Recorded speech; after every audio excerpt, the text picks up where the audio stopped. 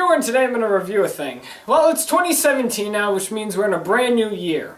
That means there's a lot of new things coming up. There's a whole bunch of new movie projects on the way, a whole bunch of new television shows, and I gotta say, as for 2016, it was alright.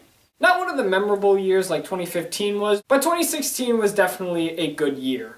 I touched upon a lot of topics in 2016, and I even looked at some new films that I never thought I'd see before, and I kinda wish I didn't see some of them. Ever. I saw a lot of good stuff, I saw a lot of bad stuff, and I saw a lot of alright stuff. And keeping in the tradition of what I did at the end of 2015, I'm going to be looking at the good, the bad, and the just plain okay stuff that I reviewed in 2016.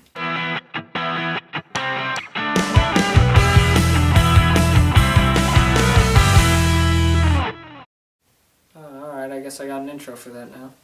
So in 2016, I saw a lot of good stuff. In fact, a lot of shows that I liked came to an end in 2016. Alright, I'll just throw it at you now. I thought Lab Rats was good. That's my good thing. Actually, it's a tie for the good in 2016. The Lab Rats series finale, The Vanishing, and Lab Rats Elite Force I thought were really good. So if you've been with me for a while, you'll know that I am somewhat a fan of Lab Rats. I actually like the way that the show has been written. I like the direction the show went into. I really like the way the show went dark as soon as season 2 happened. But in 2016, Lab Rats ended on its 4th season. And it ended with a 1-hour episode known as The Vanishing. And I was really stoked for this episode. One reason I was really excited for this was because they were bringing back the character Marcus. And if you watched Lab Rats since the very beginning, you'll kind of know who Marcus was. Marcus was an evil android created by Douglas, who was also the creator of Adam, Bree, and Chase. Well, in The Vanishing, Marcus was rebuilt by the main antagonist of Season 4, Giselle Vickers, who wants to take over the world with her android army. She was in a previous episode and tried to destroy the Bionic team, and it didn't work out that well, but Douglas kept bragging to her about Marcus because at that time he didn't know that she was evil.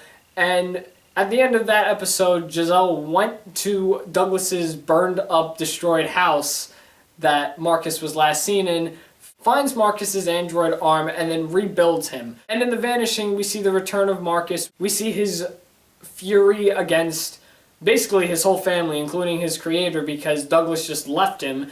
And overall, I just really enjoyed the episode. I thought the dialogue was pretty good. My only grudge is I kind of wish that there was a bit more fight scenes with Marcus, Adam, Bree, and Chase. They never really got a fight scene. Marcus mostly stuck with Daniel and Donald and Douglas. And he had a few scenes with Leo, and I really enjoy the fact that Leo tried so hard, now that he has bionics, to beat Marcus. Marcus was basically a bully to Leo, and this was like Leo's chance to finally like get back at him, but all the chances that he had, Marcus just kept like dying. He got melted, he got destroyed. Overall, I thought it was a pretty good episode. And the finale had a cliffhanger when it really shouldn't have, but it did, because after that they created Lab Rats Elite Force, which was another great show that I saw this year. So I talked about Elite Force a while ago, and I gave my overall opinion of the first 7 episodes. Unfortunately, the series has been cancelled. It had 15 episodes, and the ratings weren't good, so Disney decided to cut the cord. But I thought it was a pretty good show. Not every episode was good, but I liked the overall concept of it. I loved the villains that they introduced in the show. I like that they made the Mighty Med characters into these really mature, serious Lab Rat type characters. Because again, if you've been with me for a while, you'll know that I do not like Mighty Med as much as I do with Lab Rats, even though they're kind of the same show when really they're not. Lab Rats knows when to tone down the comedy, when to bring up like the serious type stuff. And knows when, like, not to use a laugh track. In Mighty Med, the laugh track was used almost all the time. And it was put in, like, the worst situations. And I think overall they only had one serious moment when Skylar was dying, where no joke was said, but after, like, it was fixed, like, they went back into the jokes. At least in Elite Force, when someone was dying, no jokes were really made, the mood was set right, there really wasn't a laugh track. And I enjoyed it. Now again, not every episode was perfect. There are some episodes that I found extremely boring, I didn't think were necessary for the show. I was more into like the whole plot that they had in the show itself. Now, I touched upon the first 7 episodes when I talked about Elite Force, but I didn't really get to talk about any other episodes, specifically the finale that aired back in October, and obviously the show is canceled now. We're not getting a season 2, which I'm a little upset about because I know that the creators thought they were going to get a second season, so they ended the first season on a cliffhanger, and I'm very mad because I want to know what happens, and I'm not going to get that answer. A lot of us aren't going to get that answer, but I've moved on. To give my overall thought on episodes 8 through 15, some of them were good. Actually, some of them were really good. In this part, they added in a new character named AJ who was really smart and was kind of like super smart like Chase. I feel like that was just a way to like bring in a younger audience because the kids are growing up, so they need like a younger kid to make it a kid show.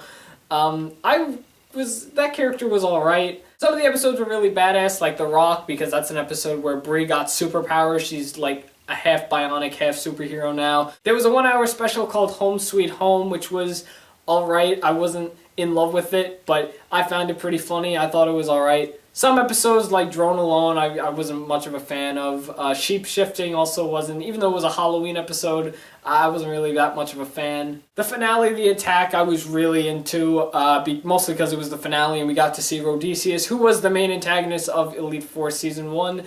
And again, I'm really upset that there really isn't a Season 2, but I mean, that's life. We gotta deal with this, so that's okay.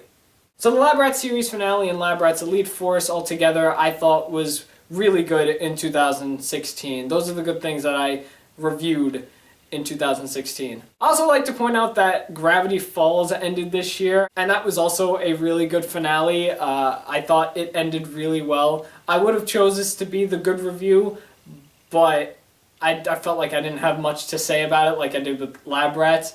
But Gravity Falls is like number 2. It's like the second best thing that I think I've seen all year. So there were a few things that I thought were okay this year that I saw, but I kind of had to make a decision only to pick one, unlike my good choice. So for the thing that I found that was okay this year, I chose 9 Lives. This was something that I physically went to the theater for, bought a ticket, bought food for it, sat down and sat for like an hour and 30 minutes watching. And I thought it was alright. I didn't think it was the best thing, I didn't think it was the greatest thing ever. The only reason I saw it was because the trailers were what made it look pretty cool. 9 Lives can be considered the cat version of the Shaggy Dog, because that is literally what it is. You have the dad who's named Tom, played by Kevin Spacey, who's working all the time, never there for his very rich family, who lives on the top floor in his apartment.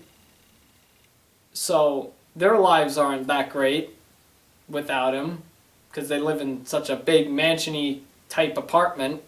And Tom is, he's like, I'll be there, my daughter's birthday's coming up, I gotta get her a gift. And he goes into this, like, cat shop, even though he doesn't want a cat, and he's like really mean. And then we see Christopher Walken, and I thought Christopher Walken did a really good job in this film. So Christopher Walken plays this guy that is like very magical and has the ability to turn people into cats.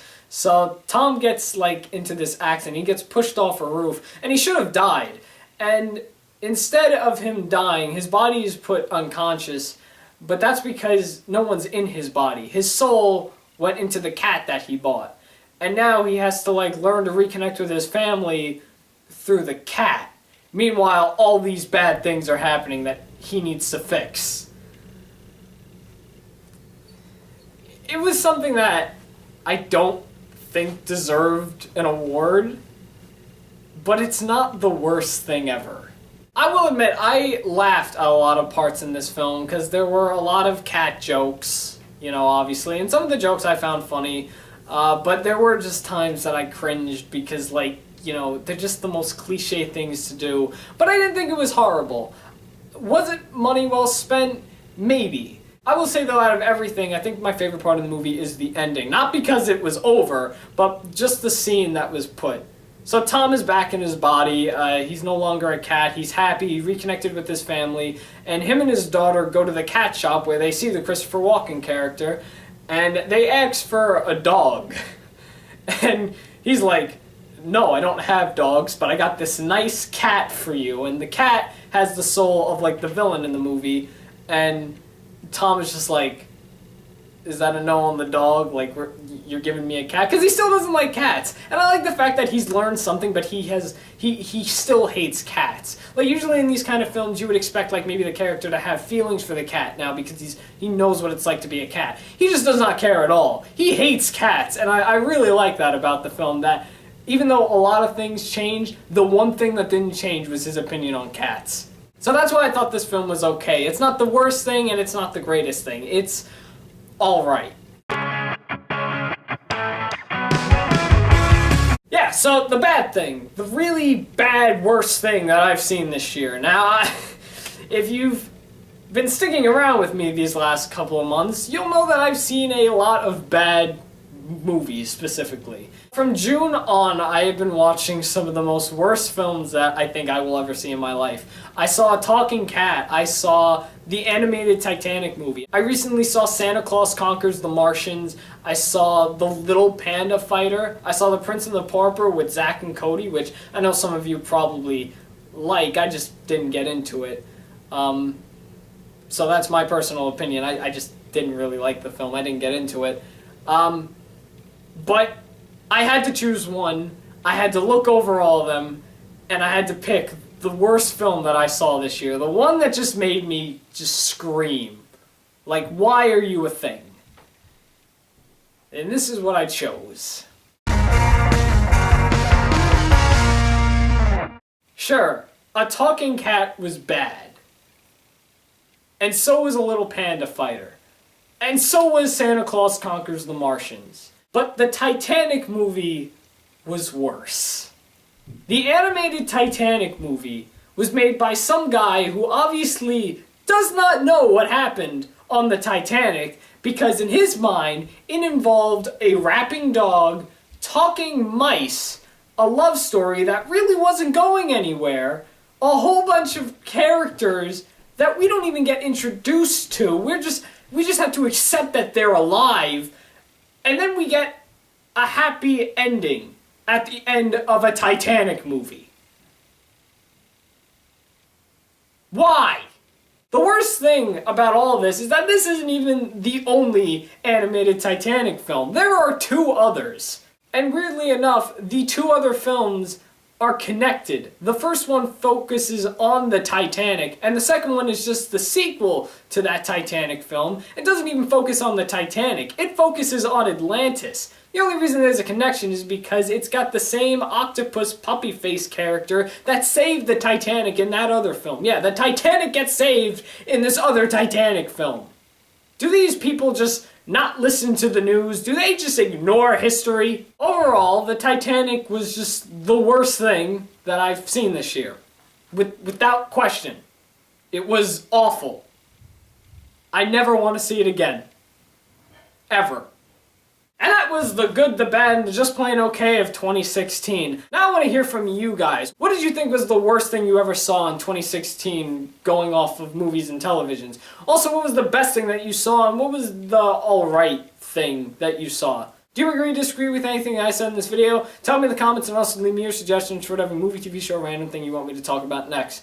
Thanks for watching The Wild Review. I'm The Wild Reviewer, and you just saw me review a thing.